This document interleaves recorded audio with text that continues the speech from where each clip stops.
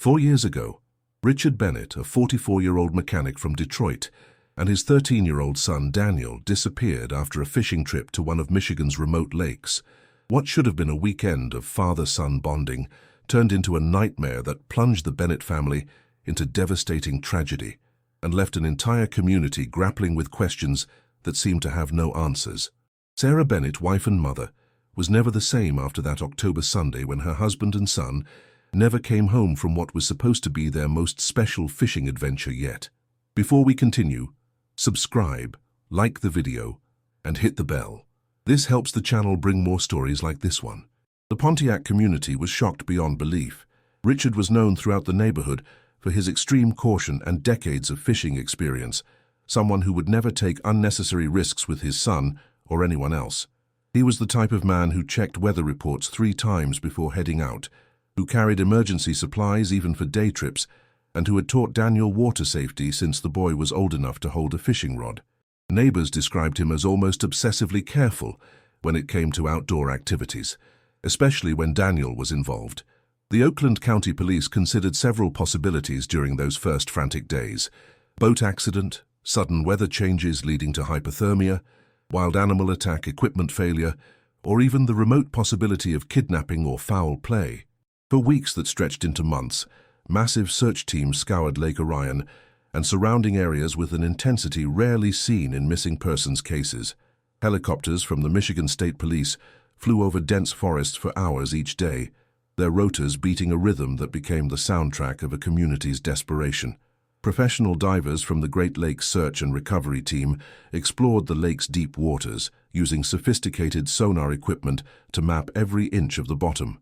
Community volunteers numbering in the hundreds walked through muddy trails, checked abandoned cabins, and distributed flyers throughout Oakland County and beyond.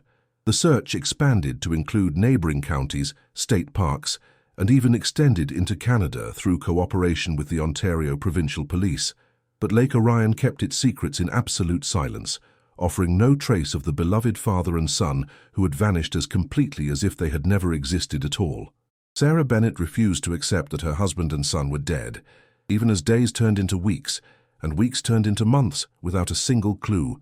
She organized vigils that drew hundreds of community members, distributed thousands of flyers with their photos, created multiple Facebook groups that attracted followers from across the Midwest, and constantly pressured authorities to expand the search. Her determination became legendary in law enforcement circles. Detective Rodriguez would later say she had never encountered a family member more dedicated to keeping a case alive. "Richard promised me he'd be back for Sunday dinner," she repeated in tearful interviews with local and national media outlets. "He never broke a promise to Daniel, not once in 13 years. Something terrible happened to them, but they wouldn't just disappear. Richard loved his family too much to put us through this." A mother and wife's pain transformed into a tireless crusade against silence and official indifference, becoming a full-time mission that consumed every aspect of her existence. The case garnered national attention when it was featured on several true crime television shows and podcasts. Donations poured in from strangers across the country who were moved by Sarah's unwavering faith and the tragic image of a father and son who simply wanted to spend a weekend fishing together. The Bennett case became a symbol of every parent's worst nightmare: the sudden, inexplicable loss of family members without closure, without answers, without even the dignity of knowing what happened. Months turned into years with agonizing slowness. The case was eventually filed as disappearance without conclusive evidence, a bureaucratic phrase that couldn't begin to capture the emotional devastation left behind in its wake. The official terminology felt like a betrayal to Sarah, reducing her husband and son to nothing more than statistical entries in a database of unsolved cases. She continued working as a nurse at Providence Hospital, but colleagues noticed she had become a shadow of the vibrant woman she had been before that terrible October weekend. Sarah kept Daniel's room exactly as he left it, down to the fishing clothes still hanging on the chair, and a new rod that Richard had bought as a surprise for Daniel's upcoming 14th birthday. The house became a shrine to their memory, with missing person flyers still taped to windows, long after the official search had ended. She maintained their routines obsessively, setting 3 places at the dinner table, buying Daniel's favorite cereal, keeping Richard's coffee mug in its usual spot by the kitchen sink. The truth remained buried somewhere in Michigan's cold waters, waiting patiently for the right moment to emerge and reveal secrets darker than anyone in the close-knit Pontiac community could have possibly imagined about their seemingly perfect neighbor family. Richard Bennett wasn't just a father. He was the kind of man other fathers quietly admired and secretly envied, the type who seemed to have mastered the delicate balance between being a provider and being present. He worked as head mechanic at Miller's Auto Repair for 15 years, building a reputation that extended far beyond Pontiac for his brutal honesty, exceptional skill, and ability to diagnose and fix any engine problem that came through the garage doors. Customers drove from neighboring cities specifically to have Richard work on their vehicles, trusting him with expensive repairs and emergency situations. Tom Miller, who had owned the shop for 30 years, considered Richard more like a son than an employee. "Rich was the most dedicated guy I ever met," Miller said during an emotional interview 2 years after the disappearance, his voice still breaking when he talked about his missing friend. He never missed one of Daniel's school presentations, never arrived late to work, never took a sick day unless he was actually in the hospital, and always talked about his son like Daniel was his greatest achievement in life. "I used to joke that Rich loved that boy more than he loved breathing." The father-son relationship was the stuff of neighborhood legend. Neighbors regularly saw them working together in the garage, Richard patiently teaching Daniel about engines, tools, and the satisfaction of fixing things with your own hands. But it was on weekends that their bond truly shone brightest. Richard teaching Daniel to fish with the patience of a saint, taking him camping throughout Michigan's state parks, and navigating the challenging waters of northern Michigan's interconnected lake system with decades of accumulated wisdom and respect for nature's power. Rich was different when he was with Daniel, remembered Janet Peterson, who lived across the street from the Bennetts for 8 years. You could see this light in his eyes when that boy was around. He'd come home from work tired and dirty, but the moment Daniel ran out to greet him, Rich would transform. He'd spend hours helping with homework, teaching him about fishing knots, or just listening to Daniel talk about his day at school. Daniel, in turn, absolutely idolized his father with the pure, uncomplicated love that only children can give. The 13-year-old boy had inherited not only Richard's passion for fishing, but also his mechanical aptitude and love of nature. His teachers at Franklin Middle School consistently described an intelligent, respectful young man who was completely fascinated by everything his father taught him, from the basics of engine repair to the complex ecosystem relationships in Michigan's Great Lakes region. Daniel always talked about adventures with his dad, remembered Mrs. Stevens, his 7th grade science teacher, during a memorial assembly held 6 months after the disappearance. He wanted to be a marine biologist when he grew up, specifically to study Great Lakes fish populations. He said his dad had taught him that every lake was like a library, full of stories you could read if you knew how to look. Daniel was absolutely brilliant when it came to anything related to water or aquatic life. The relationship between father and son seemed extracted directly from an ideal parenting manual, the kind of bond that child psychologists write about but rarely see in practice. Richard had taught Daniel to identify different fish species by their behavior patterns, to read water currents and weather signs, to respect nature as something sacred that should be preserved for future generations. They had developed elaborate rituals around their fishing expeditions. Every Friday evening, they prepared equipment together in the basement workshop, checking lines, organizing tackle boxes, and discussing strategy for the weekend ahead. Saturday mornings found them leaving the house before dawn, their pickup truck loaded with carefully organized gear and enough supplies for whatever adventure awaited them on Michigan's vast network of lakes and rivers. Sunday evenings were reserved for cleaning fish, maintaining equipment, and sharing stories of their weekend adventures with Sarah, who listened with a proud smile during family dinners that became the highlight of everyone's week. But something had subtly changed in the weeks leading up to that final fishing trip, though the signs were so subtle that Sarah only noticed them in retrospect. Richard seemed distracted during conversations, checking his phone more frequently than usual, and occasionally seeming lost in thought during family activities. He had been working longer hours at the shop, coming home later than normal, and sometimes taking mysterious phone calls that he would answer outside or in the garage, away from family ears. He said he needed time alone with Daniel to talk about man things, Sarah recalled years later, her voice heavy with the weight of hindsight. "I thought it was about puberty," about Daniel becoming a teenager, about all the normal changes that fathers and sons need to navigate together. I never imagined it would be our last real conversation about anything that mattered. The trip to Lake Orion had been planned meticulously for months. Richard had circled the dates on multiple calendars, made reservations at a campground, and even took rare vacation days from the shop to ensure they could have an uninterrupted father-son weekend. He had chosen Lake Orion specifically because it offered both excellent fishing opportunities and relative isolation from crowds, telling Sarah he wanted to teach Daniel some advanced techniques that required patience and quiet concentration. It was supposed to be the perfect weekend between a devoted father and his adored son, a celebration of their relationship and a stepping stone toward Daniel's transition into young adulthood. No one in their closest circle of family and friends could have imagined it would also be their last weekend together, or that the truth about what happened on those cold October waters would be more devastating than any accident or tragedy anyone could have conceived.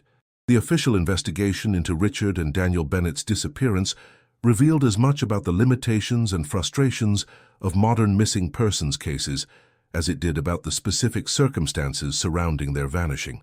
Detective Linda Rodriguez, a 15-year veteran of the Oakland County Sheriff's Department, with extensive experience in both missing persons and homicide investigations, was assigned to lead what would become the most challenging and emotionally draining case of her distinguished career. Rodriguez had built her reputation on meticulous attention to detail and an almost supernatural ability to find overlooked clues in seemingly hopeless cases. She had successfully solved 17 missing persons cases over her career, including several that had been classified as cold cases by previous investigators. But the Bennett disappearance would test every skill she had developed and push her to the very limits of both professional capability and personal endurance. The first 48 hours were characterized by intense activity, but frustratingly little concrete progress. Every lead seemed to evaporate under close examination, every promising development ultimately led nowhere, and every witness interview added more questions than answers. The last concrete evidence of the Bennett's presence was a fuel receipt from a Shell station in Highland, time-stamped at precisely 6:23 a.m. on Saturday, October 23, 2021. A mundane piece of documentation that would later take on enormous significance as investigators desperately searched for any trace of their movements. Security cameras at the gas station showed Richard methodically fueling his blue Ford F-150 pickup truck, while Daniel slept peacefully in the passenger seat, wrapped in a thick winter jacket and looking like any typical teenager being dragged on an early morning adventure by his enthusiastic father. The grainy surveillance footage showed Richard as focused and purposeful, carefully checking equipment in the truck bed, organizing fishing rods, inspecting the small inflatable boat, and even testing the boat's electric motor before securing everything for the drive to Lake Orion. Store clerk Maria Santos, who was working the morning shift, later told investigators that Richard seemed normal, maybe a little quiet, but definitely not upset or worried about anything. She remembered the transaction because Richard had bought an unusual amount of supplies: extra batteries, waterproof matches, emergency flares, and enough food for several days, even though Sarah had told police the trip was only supposed to last 2 days and 1 night. The Bennett vehicle was discovered 3 days later in the parking lot of the Lake Orion recreation area, exactly where Richard had told Sarah he planned to launch his boat. Everything appeared completely normal at first glance.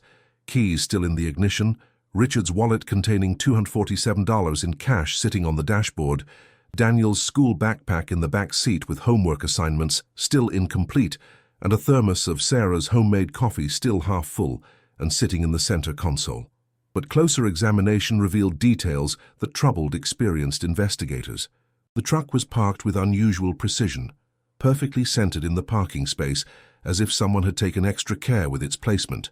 Richard's cell phone was found in the glove compartment, turned off and with the battery removed. Strange behavior for someone planning a routine fishing trip.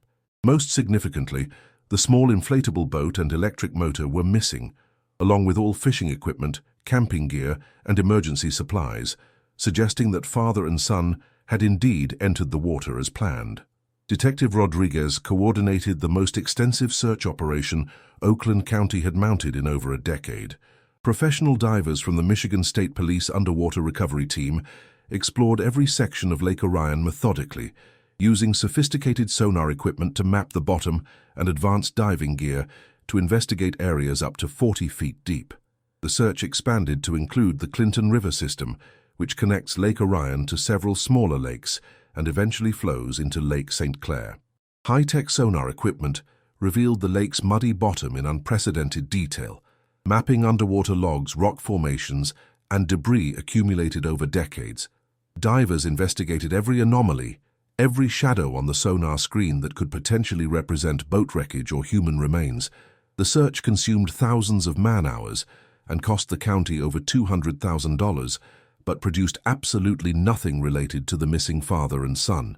Rescue teams with specially trained cadaver dogs followed trails throughout the surrounding Bald Mountain Recreation Area, covering over 4,800 acres of dense forest, wetlands, and undeveloped shoreline. The dogs showed interest in several locations near the water, but follow-up investigations revealed nothing more significant than old campfire sites and discarded fishing equipment left by previous visitors to the area.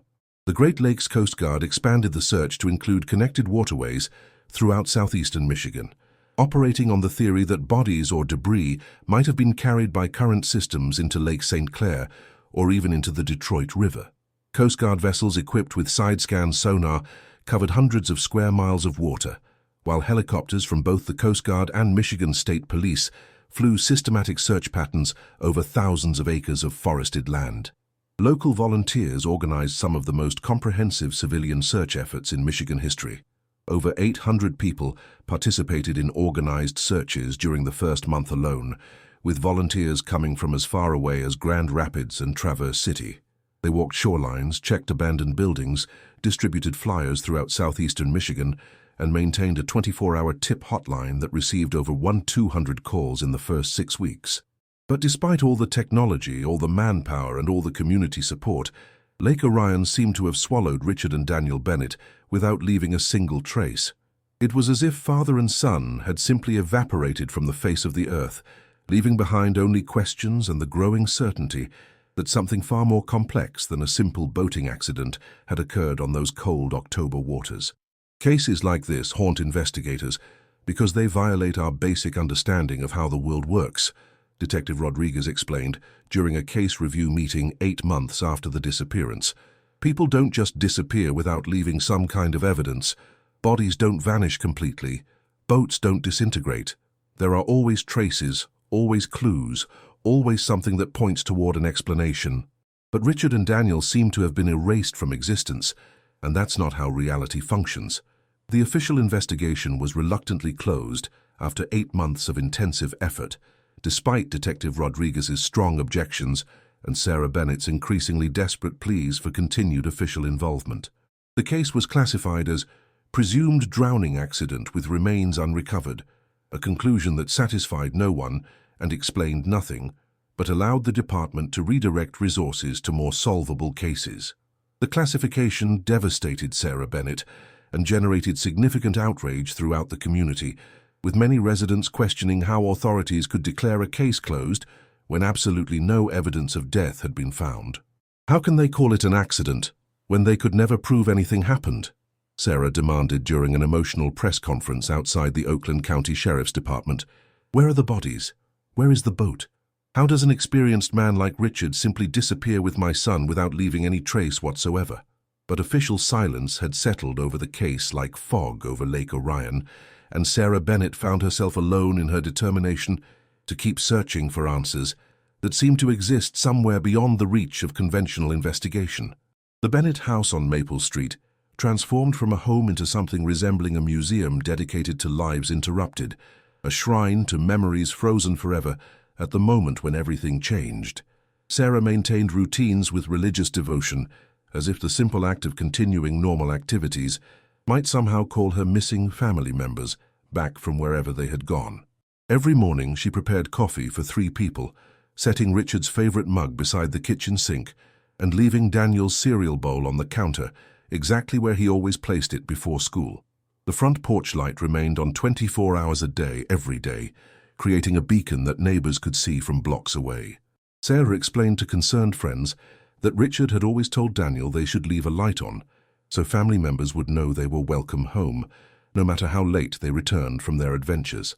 She maintained this tradition religiously, paying electric bills that reflected her unwavering faith that her husband and son might still need guidance to find their way back to Maple Street.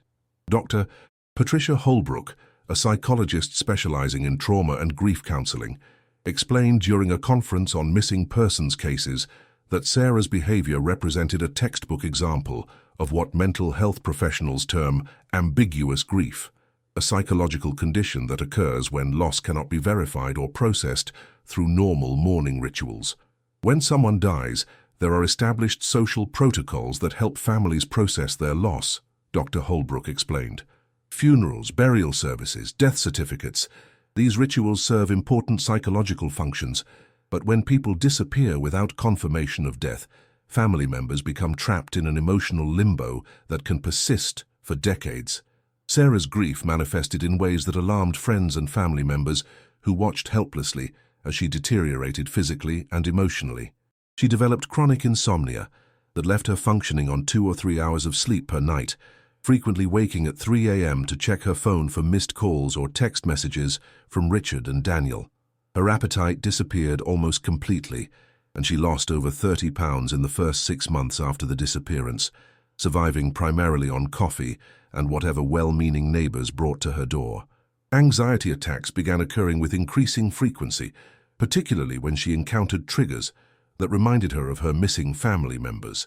The sound of pickup trucks starting in the morning would send her running to windows, hoping to see Richard leaving for work.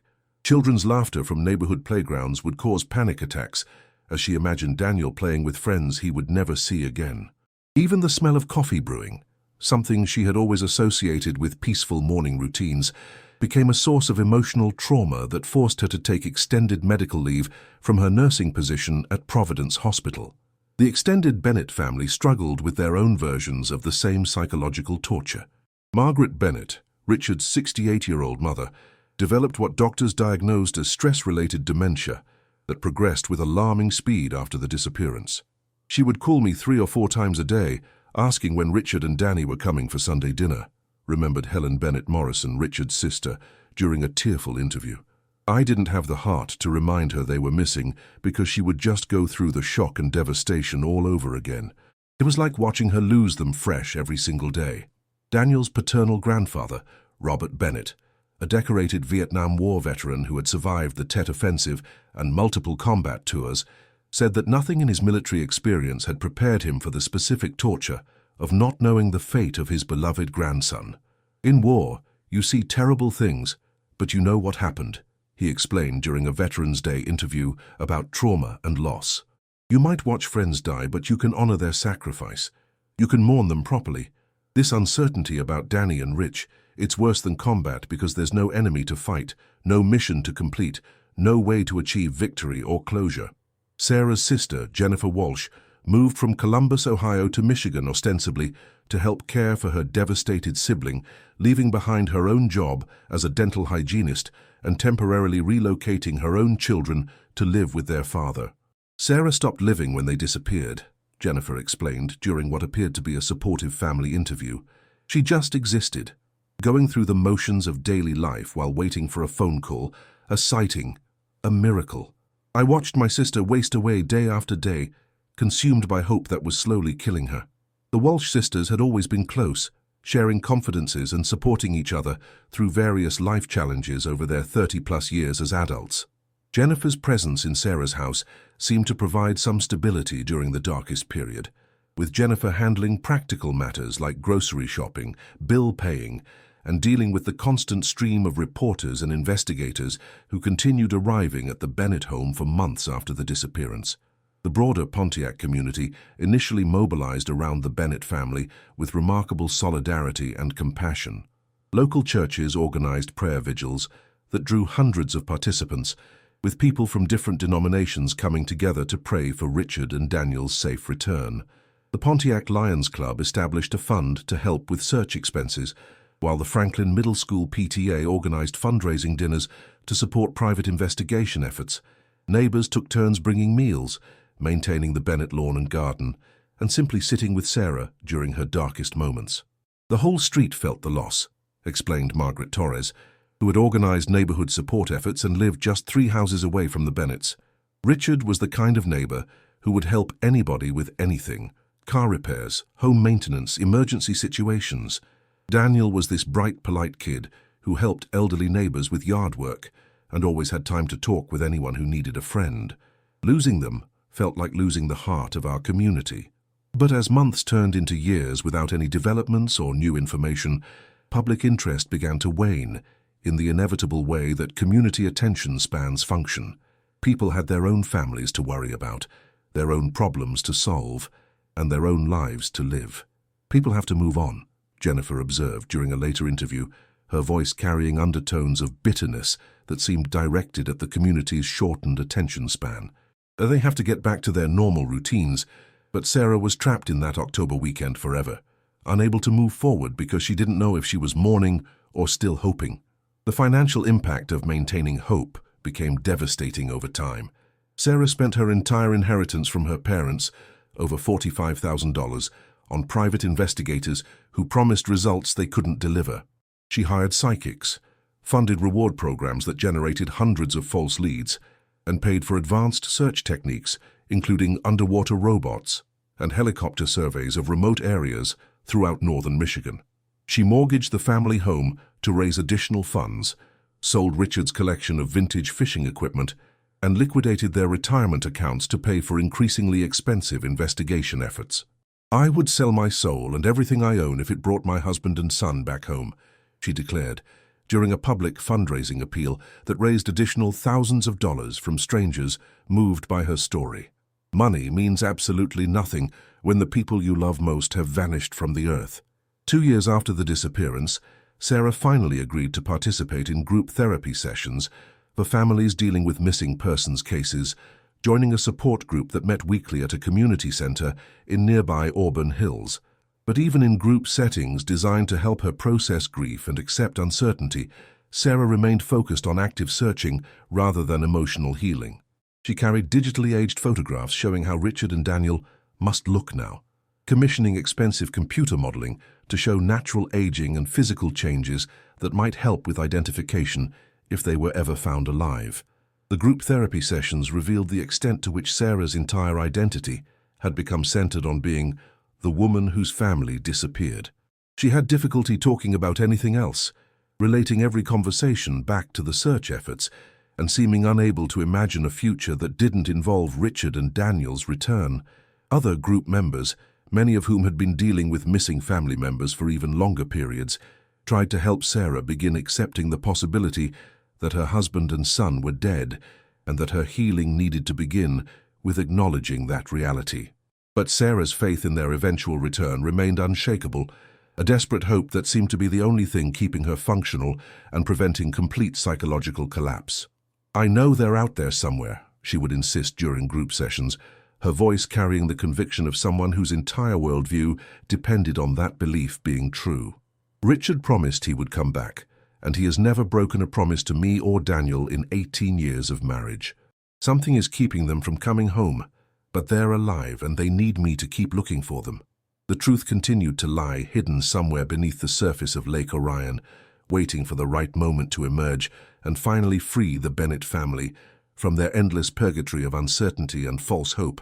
In March of 2023, 2.5 years after the Bennett family had been torn apart by disappearance and uncertainty, Jake Morrison, a 22-year-old graduate student in aquatic biology at the University of Michigan, was conducting his thesis research on river erosion patterns along the Pine River system. The Pine River, a smaller tributary that connects Lake Orion to several other regional lakes through a complex network of streams and wetlands, had become Morrison's focus because of its unique geological characteristics and the way seasonal flooding patterns affected local ecosystems.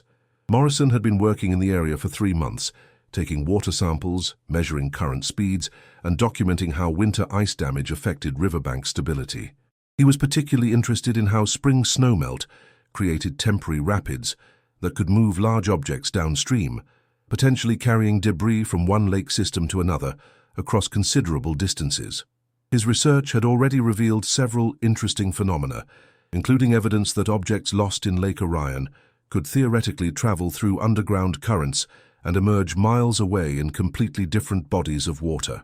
Se este caso já te prendeu, deixa o like. Isso ajuda o canal a trazer mais histórias como essa, e a história de Richard e Danielle Bennett a alcançar mais pessoas. On a cold Tuesday morning in late March, Morrison was working in a section of the Pine River that had been particularly affected by the previous winter's severe ice storms. Thick ice had formed and broken repeatedly throughout the winter months, creating unusual scour patterns and moving substantial amounts of debris downstream from the lake system. He was collecting sediment samples from areas where ice had carved new channels when he noticed something unusual lodged between two large granite boulders that had been exposed by recent erosion. Initially, I thought it was just more trash, Morrison explained during his detailed testimony to Oakland County investigators. You know how it is with waterways. People drop all kinds of stuff, and it eventually ends up stuck in weird places downstream. I see fishing equipment, camping gear, boat parts, all kinds of recreational debris in my research sites. But when I actually got close enough to pull this thing out of the water, I realized it was something more significant. The object was a small black rectangular device that Morrison immediately recognized as a GoPro action camera, still sealed in its waterproof housing and remarkably well preserved, despite having obviously spent considerable time submerged. The camera was partially buried under layers of mud, fallen leaves, and river debris, but the distinctive shape and mounting hardware were unmistakable to someone of Morrison's generation who had used similar equipment for documenting his own research activities. Morrison carefully extracted the camera from its resting place, noting that it seemed to have been trapped in that specific location for an extended period based on the amount of debris that had accumulated around it. The waterproof housing appeared intact, with no obvious cracks or damage that would have allowed water to penetrate to the internal components. Even more promising, the camera still contained what appeared to be its original memory card, visible through the clear plastic of the housing. I knew immediately that this could be important evidence in some kind of investigation, Morrison recalled. You don't find expensive equipment like this in random river locations unless something significant happened upstream. I've been doing aquatic research for 4 years, and you develop an instinct for when something is out of place in a natural environment. This camera definitely didn't belong where I found it. Morrison transported the GoPro to the University of Michigan's Digital Forensics Laboratory, where Dr. Elizabeth Chen and her team of graduate students specialized in recovering data from water-damaged electronic devices. Dr. Chen had previously worked on several cases involving digital evidence recovery for law enforcement agencies, and she understood both the technical challenges and legal requirements involved in processing potentially important evidence. The data recovery process took nearly 2 weeks of painstaking work. The camera's memory card had suffered some water damage despite the supposedly waterproof housing, requiring specialized techniques to extract readable data from corrupted storage sectors. Dr. Chen's team used advanced software designed for forensic data recovery, working with law enforcement protocols to ensure that any recovered evidence would be admissible in legal proceedings. What they ultimately recovered would prove to be more devastating than anyone involved in the process could have anticipated. 47 minutes and 23 seconds of high-definition video footage, recorded on the afternoon of Sunday, October 24th, 2021, the exact day that Richard and Danielle Bennett disappeared from Lake Orion without a trace.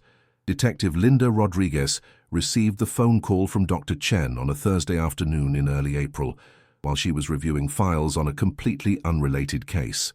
Detective Rodriguez, this is Dr. Chen from the University of Michigan Forensics Lab. We've recovered video footage from a camera that was found in the Pine River system, and I believe it's directly related to the Bennett missing persons case. You need to see this immediately. Rodriguez drove to Ann Arbor that same afternoon, her mind racing with possibilities about what the footage might reveal. After 2.5 years of dead ends, false leads, and unanswered questions, the discovery of actual video evidence seemed almost too good to be true. But she also felt a growing sense of dread about what she might be about to witness, understanding from her years of experience that found evidence in missing persons cases rarely contained good news. When I first started watching the footage, I thought we might finally have documentation of the accident that killed Richard and Danielle, Rodriguez later recalled. I was prepared to see a boat capsizing, equipment failure, maybe even evidence of foul play by a third party. But what I actually witnessed was far more disturbing than any scenario we had ever considered during our original investigation.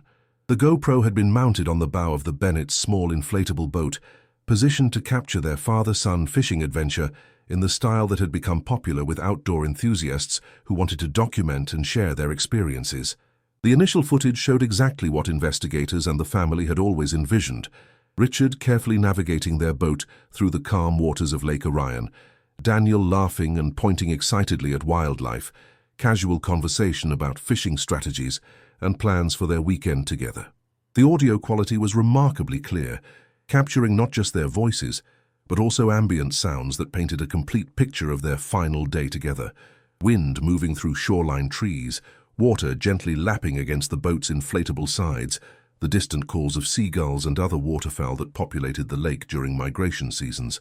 For the first 25 minutes of recording, everything appeared perfectly normal, even idyllic, representing exactly the kind of peaceful father-son bonding experience that had made Richard famous among his neighbors and friends. But, as the footage continued, Detective Rodriguez began to notice subtle changes in Richard's demeanor that suggested something far more sinister was developing beneath the surface of what had appeared to be a perfect family outing. The GoPro footage revealed a gradual transformation in Richard Bennett that was as chilling as it was unexpected. At approximately the 28-minute mark, with their small inflatable boat anchored in a secluded cove on the northern section of Lake Orion, Richard's entire demeanor underwent a dramatic shift that would have been unrecognizable to anyone who knew him as the devoted father and reliable neighbor he had always appeared to be. What happened next shattered not only the investigation's assumptions, but also the very foundation of how the Bennett family understood their own lives and relationships.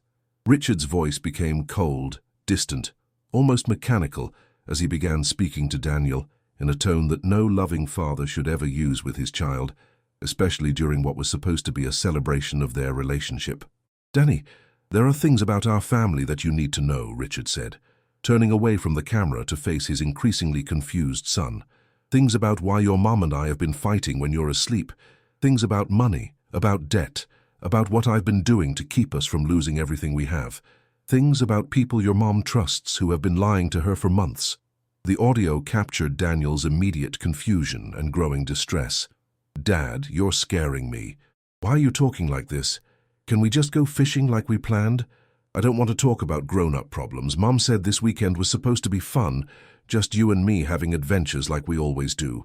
But Richard continued with relentless determination, as if he had been rehearsing this conversation for weeks and couldn't stop himself from delivering every devastating detail. His voice carried a strange mixture of desperation and relief, as if finally sharing these secrets was both torturing him and setting him free from some enormous burden he had been carrying alone. "I've been stealing money from Tom Miller's shop for over 2 years, Danny. Taking cash payments and not recording them, creating fake invoices, skimming money from repair jobs. I owe almost $90,000 to different people, and if I don't pay them back soon, they're going to hurt our family." Richard's confessions spilled out in a rush of words that seemed to surprise even him with their intensity. Daniel's voice became smaller, more frightened with each revelation. "But that's just money, Dad. We can tell Mom and she'll help us figure it out. She's really smart about financial stuff. She helped Grandma Margaret when she got in trouble with her credit cards. Mom always says families stick together when there are problems." The innocence in the 13-year-old's voice was heartbreaking, completely unaware that his father's problems went far deeper than simple financial difficulties. Daniel still believed in the fundamental goodness of the adults in his life, still trusted that any problem could be solved through honesty and family cooperation. He had no framework for understanding the level of betrayal and deception that Richard was about to reveal. Richard then dropped the most devastating bombshell of all, his voice becoming even more mechanical and distant. "Your Aunt Jenny and I have been seeing each other for almost a year, Danny. We love each other, and we want to be together.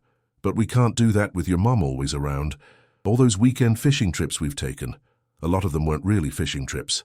I was meeting Jenny at hotels, spending time with her, planning a future where we could be together without having to lie and sneak around." The footage showed Daniel standing up abruptly in the small boat, causing it to rock dangerously, despite Richard's immediate warnings about maintaining balance. "You're lying. Daniel screamed, his voice cracking with the beginning of tears and the fierce, protective anger that only children can feel when their mothers are threatened. Aunt Jenny would never do that to Mom. She loves Mom. She moved here to help us when you and I disappeared. You're being mean and horrible, and I want to go home right now. The camera captured the escalating confrontation in horrifying detail.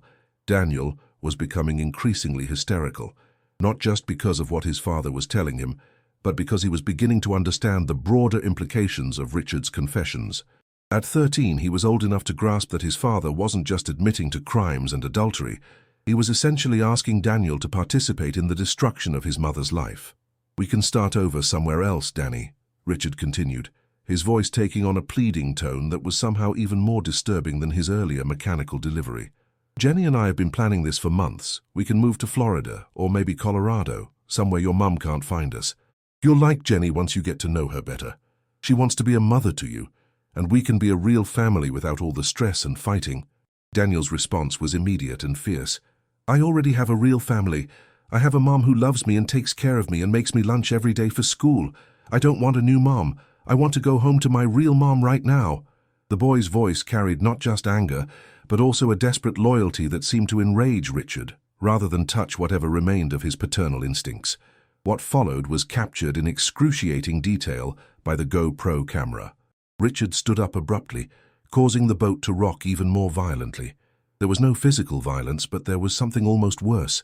The desperate attempt of a selfish man to manipulate and control a child who was refusing to cooperate with his plans for family destruction. "Listen to me, Danny." Richard's voice had become harsh, authoritative, nothing like the patient father Daniel had known for 13 years. "Your mom is going to find out about the money anyway. The police are going to come to our house and arrest me. Do you want to watch your dad go to prison? Do you want to see your mom lose the house and have to move in with Grandma Margaret? This is our only chance to stay together as a family." But Daniel was past the point of listening to rational arguments, if Richard's twisted logic could even be called rational. The 13-year-old had moved beyond fear into pure protective rage. "You're not my family anymore. Family doesn't lie and steal and cheat. I'm going to tell Mom everything you said. I'm going to tell the police. I'm going to tell everyone what a liar you are." The final minutes of the footage showed Daniel lunging toward the camera equipment, presumably trying to stop the recording or grab control of the boat's steering. His movements were frantic, uncoordinated, driven by emotional desperation rather than any coherent plan. Richard tried to grab his son, not to hurt him but to restrain him, to somehow regain control of a situation that had spiraled completely beyond his ability to manage. The boat tilted dangerously, as both father and son struggled, their combined weight and movement creating a dynamic that the small inflatable craft was never designed to handle. The camera angle shifted wildly, showing brief glimpses of sky, water, Daniel's terrified face, and Richard's increasingly panicked expression as he realized that his confession had created a situation that was rapidly becoming life-threatening. "Danny, stop moving, you're going to tip us over." Richard's voice carried genuine fear now, not for his secrets being exposed, but for their immediate physical safety. But Daniel was beyond hearing warnings or rational instructions. He was a child in complete emotional breakdown, desperate to escape from a reality that was too overwhelming for his young mind to process. The final moments of the recording showed water beginning to pour over the sides of the boat as it reached a tipping point that neither physics nor human effort could reverse. Richard's voice, now genuinely panicked and stripped of all artifice. "Danny, grab the life jacket! Hold on to the rope!" The last clear audio was the sound of splashing water, the boat capsizing completely, Richard calling his son's name repeatedly, and then the terrible silence of Lake Orion closing over secrets that were too heavy for even experienced swimmers to carry to safety. The GoPro continued recording for several more minutes as it sank toward the lake bottom, capturing nothing but murky water and gradually fading light, creating a haunting memorial to the moment when a father's selfish choices destroyed not only his own life, but also the innocent child who had loved him unconditionally until the very last moment. The revelation contained in the GoPro footage sent shockwaves through the Oakland County Sheriff's Department, the Bennett extended family, and the entire Pontiac community that had spent 2.5 years mourning what they believed to be innocent victims of a tragic accident. Detective Rodriguez immediately obtained comprehensive search warrants, to investigate every aspect of Richard Bennett's financial activities, personal relationships, and the broader network of deception that had led to that fatal confrontation on Lake Orion. The financial investigation confirmed every devastating detail that Richard had confessed to his son in those final recorded moments. Bank records, business documents, and accounting software from Miller's Auto Repair revealed a sophisticated embezzlement scheme that had been operating for exactly 26 months, far longer and more extensive than even Richard's confession had suggested. He had been creating elaborate fake repair orders, manipulating customer billing systems, and systematically pocketing cash payments while maintaining detailed records that allowed him to avoid detection during routine business reviews. Tom Miller, the shop owner who had trusted Richard like a son for 15 years, was completely devastated by the scope of the betrayal. "I gave Rich keys to everything: the shop, the safe, the business accounts, even my personal garage," Miller said during an emotional interview with investigators.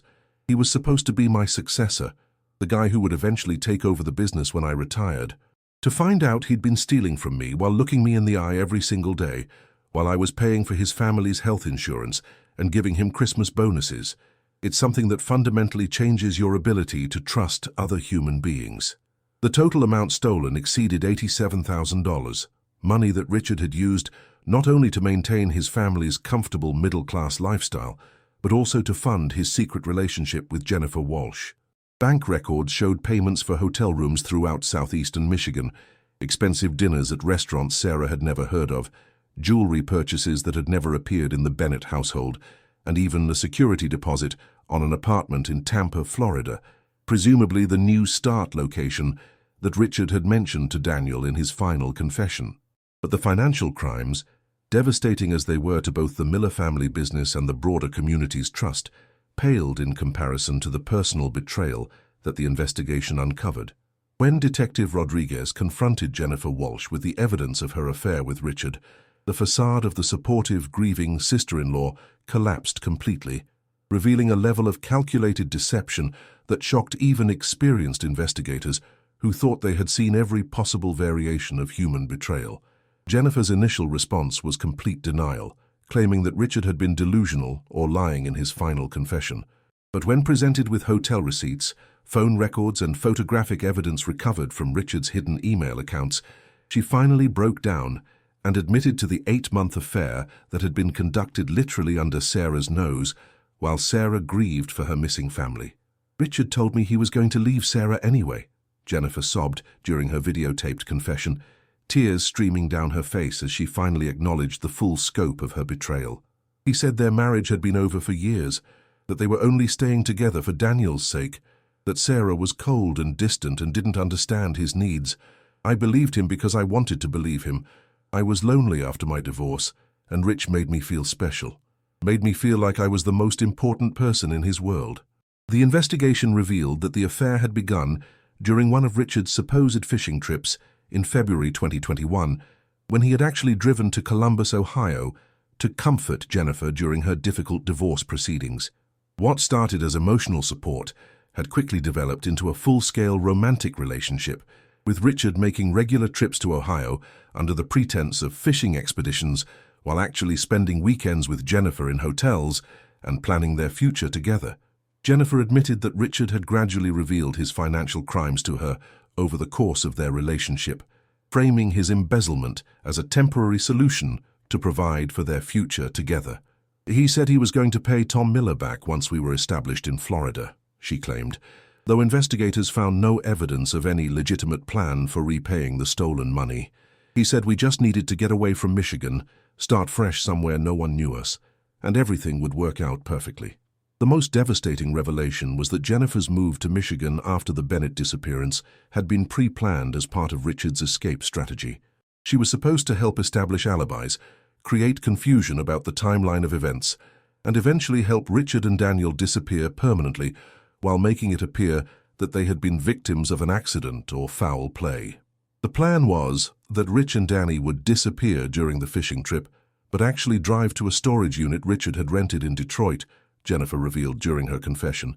"I was supposed to meet them there with supplies and help them get to Florida while everyone was still searching Lake Orion. Rich thought Danny would go along with the plan once he realized they had no choice, once he understood that Rich was going to prison if they stayed in Michigan. But Richard had fatally underestimated his son's moral character and fierce loyalty to Sarah. Daniel's refusal to participate in his mother's betrayal, his determination to expose his father's crimes, regardless of the consequences, had derailed the entire escape plan and created the confrontation that ultimately cost both of them their lives. Sarah Bennett's world collapsed completely when Detective Rodriguez shared the full scope of the investigation's findings. The woman who had spent 2.5 years believing in her husband's innocence and her sister's support now learned that her entire adult life had been built on elaborate lies and betrayals by the two people she had trusted most completely. Everything I believed about my marriage, my family, my sister, all of it was fiction, Sarah said during her victim impact statement, her voice barely audible as she struggled to process the magnitude of the deception. For 32 years, I thought Jennifer was my best friend, my closest confidant, the person I could trust with anything. For 18 years, I thought Richard was a devoted husband and father. To find out they were planning to steal my son and abandon me while I mourned them as victims, it's a level of cruelty I didn't know human beings were capable of.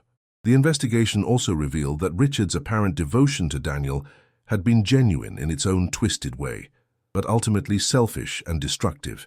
He had genuinely loved his son, but he had loved him as a possession to be controlled rather than as an independent person with his own moral agency and right to make choices. Richard's inability to accept Daniel's rejection of his plans had created the confrontation that destroyed them both.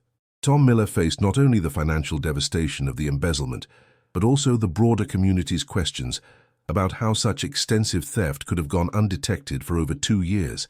His business reputation, built over 30 years of honest dealing, was severely damaged by association with Richard's crimes.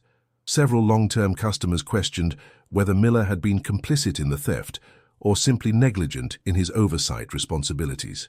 "Rich didn't just steal money from me," Miller explained bitterly during a community meeting held to address the scandal. "He stole my reputation, my employees' job security, and my ability to trust the people I work with every day. He forced me to implement security measures and oversight procedures that treat all my employees like potential criminals, which goes against everything I believe about how to run a business based on mutual respect and trust." The ripple effects of Richard Bennett's crimes extended far beyond the immediate victims, touching every person and institution that had been part of the massive search effort and community support network that had mobilized around what everyone believed to be an innocent family tragedy. The revelation of Richard Bennett's true character and the circumstances surrounding his and Daniel's deaths created a tsunami of emotional devastation that spread far beyond the immediate family members, touching every person who had invested time, money, and emotional energy in the search efforts that had consumed the Pontiac community for over 2 years. Sarah Bennett faced the impossible psychological challenge of simultaneously mourning her son's death while processing the complete destruction of everything she had believed about her marriage, her family, and her own judgment about the people closest to her. The grief counseling she had resisted for years became essential for basic survival, as she struggled to reconcile the loving husband she thought she had known with the criminal and adulterer revealed by the investigation. "I have to mourn Daniel while also mourning the death of Richard I thought I knew," Sarah explained during one of her first interviews after the truth emerged. "But the hardest part is realizing that the Richard I loved and trusted for 18 years never actually existed. He was a character my husband was playing, a mask he wore so effectively that I never saw any cracks in the performance. How do you grieve for someone who was essentially lying to you every single day of your marriage?" Dr. Patricia Holbrook, the trauma psychologist who had been working with missing persons' families, explained that Sarah's situation represented one of the most complex forms of psychological trauma that mental health professionals encounter. She's experiencing what we call compound grief, simultaneously processing the death of her child, the betrayal by her husband, the deception by her sister, and the complete destruction of her understanding of her own life story. Each of these traumas would be devastating individually, but experiencing them all simultaneously creates a psychological burden that few people could survive without intensive professional support. Sarah's recovery was complicated by the fact that she had to process not only her own victimization, but also her son's heroic moral stand during his final moments. "Daniel died defending me from a truth I wasn't even aware needed defending," she said through tears, during a memorial service held 6 months after the truth emerged. "My 13-year-old son had more integrity and courage than the man who was supposed to be his role model. Danny chose loyalty and honesty, even when it cost him his life, while his father chose selfishness and deception, even when it destroyed our family." Jennifer Walsh was arrested and charged with conspiracy to commit embezzlement, child endangerment, and accessory to fraud, though prosecutors struggled to build strong cases around her knowledge of Richard's specific plans for the weekend that led to the deaths. More significantly for the family's healing process, Jennifer faced complete social ostracism from the extended Walsh and Bennett families, effectively losing every important relationship in her life as a consequence of her choices. "Jennifer is dead to all of us," declared Patricia Walsh, the sister's 71-year-old mother, during a family statement released through their attorney. What she did to Sarah, pretending to comfort her while having an affair with Richard, planning to help steal Daniel away from his mother, that's not just betrayal, it's evil. We have no daughter named Jennifer anymore. She chose Richard over her own family, and now she has to live with the consequences of that choice for the rest of her life. Jennifer served 14 months in minimum security prison and was released on probation with strict conditions, including no contact with any member of the Bennett or Walsh families. She moved to Phoenix, Arizona, under a different name, but her notoriety followed her through social media and internet searches that made establishing a new life virtually impossible. Local news outlets in Arizona picked up the story, referring to her as the sister who betrayed her grieving sibling, ensuring that her role in the tragedy would follow her indefinitely. Tom Miller, whose auto repair business had been systematically robbed by his most trusted employee, faced not only the financial impact of the $87,000 theft, but also broader questions about business security and oversight that affected his reputation throughout southeastern Michigan. Several long-term customers questioned whether Miller had been negligent in his supervision or possibly complicit in the embezzlement, forcing him to implement expensive security measures and accounting oversight that fundamentally changed the family-oriented culture of his shop. "Richard stole more than money from me," Miller explained during a community business association meeting called to address the scandal's impact on local commerce. "He stole my ability to trust employees, my reputation for honest dealing, and the family atmosphere that had made Miller's auto repair successful for 30 years. I now have to treat every employee like a potential criminal, install security cameras everywhere, and require two-person verification for all financial transactions. It's like Richard's crimes infected my business with a permanent disease of suspicion and mistrust." Miller eventually recovered financially through insurance claims and a community fundraising effort that raised over $50,000 to help offset his losses. But the psychological impact proved more lasting, with Miller reporting difficulty sleeping, anxiety about employee trustworthiness, and a general cynicism about human nature that affected both his business relationships and personal life. The broader Pontiac community struggled with their own sense of betrayal and manipulation. Hundreds of volunteers had donated thousands of hours to search efforts, believing they were helping locate innocent victims of a tragic accident. Church groups had held prayer vigils, school children had made memorial artwork, and local businesses had donated money and services to support what they believed was a genuine family crisis. "We held candlelight vigils for a man who was a thief and an adulterer," said Margaret Torres, who had organized neighborhood support efforts and had personally contributed over $500 to reward funds. "We prayed for Richard's safe return while he was planning to abandon his wife and kidnap his son. It makes you question your ability to judge people's character, makes you wonder what other secrets the people around you might be hiding." The revelation that the Bennett disappearance had been a planned escape attempt rather than an accident also raised uncomfortable questions about the effectiveness of the official investigation.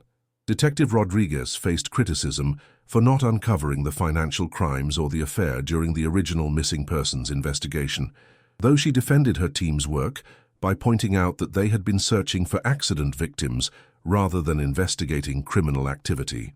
Missing persons investigations and criminal investigations require different approaches and different types of evidence, Rodriguez explained during a department review of the case. We were looking for bodies, accident sites, and equipment failures, not embezzlement schemes and adultery. Richard Bennett was considered a victim, not a suspect, which meant we didn't obtain warrants for financial records or conduct the kind of background investigations that would have revealed his crimes. The case led to significant changes in Oakland County's missing persons protocols, including mandatory financial background checks for all adult missing persons within 72 hours of disappearance and requirements for investigators to examine family relationships and potential domestic issues, even in cases that initially appear to involve accidents or external threats.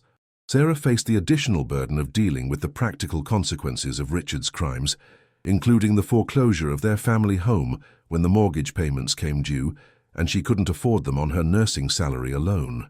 The house on Maple Street, which had been both a shrine to missing family members and a symbol of the comfortable life Richard's crimes had supported, was eventually sold to pay creditors and legal fees associated with the criminal investigations. "I lost everything twice," Sarah reflected during a rare interview conducted 1 year after the truth emerged. "First, I lost my husband and son to what I thought was a terrible accident. Then I lost them again, along with my home, my financial security, and my sense of reality, when I learned the truth about who Richard really was and what he had done to our family."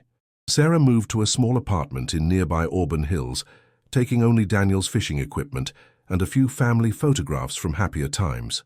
She kept Daniel's fishing rod mounted on the wall of her new living room, not as a memorial to fishing expeditions, but as a symbol of the innocent love and trust that had existed between father and son before Richard's crimes destroyed their family. "I kept Danny's fishing rod because it represents who he really was: honest, loyal, brave enough to stand up for what was right even when it cost him everything," Sarah explained. "Richard may have been living a lie, but Daniel died defending the truth. That fishing rod reminds me every day that my son was exactly the person I thought he was, even if his father wasn't." The case officially closed in September 2023, nearly 3 years after the original disappearance, with Richard and Daniel Bennett declared legally dead as victims of an accidental drowning that occurred during an attempted family escape. The official record reflected the basic facts, but couldn't capture the full scope of betrayal, heroism, and family destruction that the GoPro footage had revealed. 3 years after the truth emerged from the cold waters of Lake Orion, Sarah Bennett stood before the Michigan State Legislature as a leading advocate for comprehensive reforms in missing persons investigations, financial crime detection, and family protection services. Her transformation from devastated widow to fierce systemic change agent had been gradual but inevitable, representing her determination to ensure that the unique combination of crimes and failures that had destroyed her family could never devastate another innocent victim. "Daniel died because my husband was a coward, who chose crime over honesty, adultery over faithfulness, and his own selfish desires over his child's safety and well-being," Sarah testified before a joint session of the House and Senate Judiciary Committees, her voice steady and clear despite the emotional weight of her words. "But Daniel also died because our systems failed to detect Richard's crimes early enough, failed to investigate family financial situations during missing persons cases, and failed to recognize the warning signs that might have prevented this tragedy from ever occurring." Sarah's advocacy efforts had evolved far beyond her original focus on finding her missing family members. Working with legal experts, law enforcement professionals, and other families affected by similar crimes, she had developed comprehensive legislative proposals addressing multiple system failures that the Bennett case had revealed. Her work attracted attention from victims' rights organizations, criminal justice reform advocates, and even federal agencies interested in improving coordination between different types of investigations. The Daniel Bennett Memorial Act, signed into law by Governor Gretchen Whitmer in April 2024, required Michigan businesses with fewer than 15 employees to undergo annual independent financial audits, and mandated that all missing persons investigations include comprehensive background checks of family finances, employment records, and personal relationships within the first 48 hours of a disappearance report. The legislation also established dedicated funding for advanced search technologies and required law enforcement agencies to maintain specialized missing persons units with cross-training in both accident investigation and criminal detection. If Richard's embezzlement had been discovered 6 months earlier, if the affair had come to light before he became desperate enough to plan an escape, if there had been systems in place to detect the warning signs of a family in crisis, none of this would have happened, Sarah explained during the bill signing ceremony. Financial desperation was the root cause of every terrible choice Richard made, and family secrets created the environment where those choices could flourish undetected. The legislation also established the Bennett Family Foundation, funded through court-ordered restitution from Jennifer Walsh's assets and community donations, to provide financial support for missing persons investigations and grief counseling services for families dealing with unresolved disappearances. The foundation's work expanded to include research into the psychological impacts of ambiguous loss and the development of better support systems for families navigating the unique trauma of missing loved ones. Jennifer Walsh, after serving her prison sentence and probation period, had attempted to rebuild her life in Arizona under her maiden name, but the internet age made true anonymity impossible. Local media outlets in Phoenix and Tucson picked up the story through social media connections, referring to her consistently as the sister who betrayed her grieving sibling, and ensuring that her role in the Bennett tragedy followed her to every new job, relationship, and living situation she attempted to establish. Justice was served through the legal system, but the real justice is that Jennifer has to live every day knowing what she did to our family, Sarah said during a victim impact statement at Jennifer's final probation hearing. She chose temporary pleasure and selfish desires over lifetime relationships with her sister, her parents, and her nieces and nephews. She traded everything meaningful in her life for an affair with a criminal, and now she has to live with the consequences of that choice forever. Jennifer's attempts to contact Sarah through intermediaries, lawyers, and even other family members had been consistently rejected. Sarah's position was uncompromising. Jennifer had participated in planning to kidnap Daniel and abandon Sarah to a lifetime of false grief, making reconciliation impossible regardless of remorse or time elapsed. Some betrayals are too fundamental to forgive, Sarah explained. Jennifer didn't just have an affair. She planned to help steal my son and leave me mourning them as victims while they started a new life together. That level of calculated cruelty doesn't deserve forgiveness or redemption. Tom Miller had eventually rebuilt Miller's auto repair using insurance payments, community support, and a $75,000 small business recovery grant established partly in response to the Bennett case. The shop implemented comprehensive financial controls, security systems, and employee background check procedures that became a model for other small businesses throughout southeastern Michigan. Miller also established an annual scholarship fund in Daniel's name, providing educational support for children interested in marine biology, environmental science, or other fields related to Great Lakes research. That boy deserved to grow up and study the lakes he loved so much, Miller said during the first scholarship award ceremony, held at Franklin Middle School in Daniel's former classroom. Danny talked about becoming a marine biologist, about understanding how the Great Lakes ecosystems work, about protecting the waters that meant so much to him and his father. Maybe helping other kids pursue those dreams is one way to honor his memory and make something positive come from this terrible tragedy. The scholarship program had awarded over $50,000 to 12 different students in its first 3 years, with recipients required to complete community service projects related to environmental protection or water safety education. Several scholarship recipients had gone on to study at the University of Michigan School for Environment and Sustainability, creating a living legacy that connected Daniel's memory to ongoing Great Lakes research and conservation efforts. The Pine River location where Jake Morrison discovered the GoPro camera had become an unofficial memorial site, with local fishermen, hikers, and boaters regularly leaving flowers, stones arranged in meaningful patterns, and small tokens of remembrance near the spot where the truth had finally emerged from Michigan's waters. The site wasn't officially designated as a memorial, but it had developed into a place where people came to reflect on themes of truth, family loyalty, and the courage required to stand up for what's right, even when it costs everything. A simple wooden sign, installed by anonymous community members and maintained through volunteer efforts, read, "In memory of Daniel Bennett, a brave boy who chose loyalty over lies, truth over comfort, and love for his mother, over his own safety. May his courage inspire others to stand up for what's right. Sarah visited the site twice a year, on Daniel's birthday and on the anniversary of the camera's discovery, usually bringing fresh flowers and spending time in quiet reflection about her son's final moments. Detective Linda Rodriguez had used the Bennett case as the foundation for a comprehensive training program on missing persons investigations, presenting her experiences and lessons learned at law enforcement conferences throughout the Midwest. Her presentation, titled "When Missing Persons Cases Become Criminal Investigations, Recognizing the Warning Signs," had been adopted by police departments in 6 states and incorporated into the curriculum at the federal law enforcement training centers. The Bennett case taught us that missing persons investigations can't operate in isolation from other types of criminal activity, Rodriguez explained during a keynote address at the National Missing Persons Conference. Financial crimes, domestic issues, workplace problems and family secrets can all be relevant to understanding why people disappear and what might have happened to them.